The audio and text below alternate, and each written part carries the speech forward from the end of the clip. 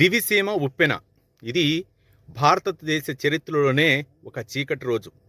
దివిసీమలో ఆ ఉప్పెన జరిగిన రోజు 1977 నవంబర్ 19న ఆ రోజు అర్ధరాత్రి ఈ యొక్క దివిసీమ ఉప్పెన తోటి దాదాపు కొన్ని ఊళ్ళే తుడుచుకుపెట్టుకుపోయిన రోజు. దాదాపు అంటే 14,000 మంది మృత్యువాత పడ్డారంటే ఆ ఘోర కలి ఏ విధంగా ఉందో మనం అర్థం చేసుకోవచ్చు.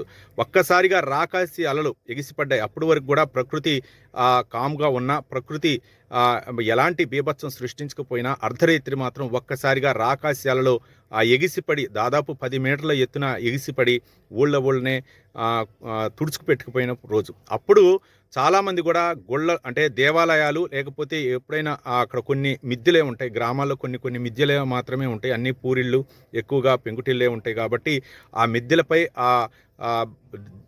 దేవాలయాలపై ఉన్న వాళ్ళే బతికి పట్టగలిగారు. వాళ్ళు ఇప్పుడు కూడా ఆనాటి స్మృతిని గుర్తు చేసుకొని ఇప్పుడు కూడా కన్నీటి పర్యంతం అవుతున్నారు. వాళ్ళని స్మరించుకుంటూ ఆ రోజు ఆ దివిసీమ ఉప్పెనలో మరణించిన వారిని స్మరించుకుంటూ అవనిగడ్డ నియోజకవర్గంలోని పులిగడ్డలో ఒక స్మారక స్తూపాన్ని ఏర్పాటు చేసి నవంబర్ 19న వాళ్ళకి శ్రద్ధాంజలి ఘటిస్తూ కొన్ని కార్యక్రమాలు అయితే నిర్వహిస్తున్నారు. కానీ మనం ఒకటి గమనించాలా, ఆ రోజు సాంకేతిక పరిజ్ఞానం అందుబాటులో లేకపోవటం వల్ల ఒక సమాచార వ్యవస్థ అంటే ఒక రేడియో తప్ప మరొకటి లేదు. ఆ రేడియోలో కూడా ఎక్కడో అంటే గ్రామాల్లో ఒక ప్రెసిడెంట్కో లేకపోతే ఉన్నత స్థాయి ఉన్న వాళ్ళకే ఆ రేడియో ఉంటుంది. కానీ ఇప్పుడు సమాచార వ్యవస్థ అవ్వచ్చు, సాంకేతిక పరిజ్ఞానం వస్తూ అందుబాటులోకి వచ్చిన తర్వాత మనం చాలా వరకు ప్రాణ నష్టాన్ని అయితే నివారించగలుగుతున్నాం. మొన్న ఈ మధ్య మోంతా తుఫాను ఎఫెక్ట్ తోటి ప్రభుత్వం అలర్ట్ అయ్యి అధికారులు ఎప్పటికప్పుడు పర్యవేక్షించి అక్కడ లోతట్టు బాధితులు అవ్వచ్చు లేకపోతే పునరావాసాలకు తరలించి ప్రాణ నష్టాన్ని నివారించగలిగారు.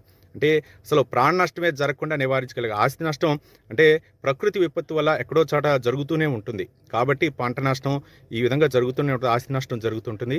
కానీ ఆ ప్రభుత్వం తీసుకున్న చొరవ వల్ల దీన్ని నివారించగలిగా.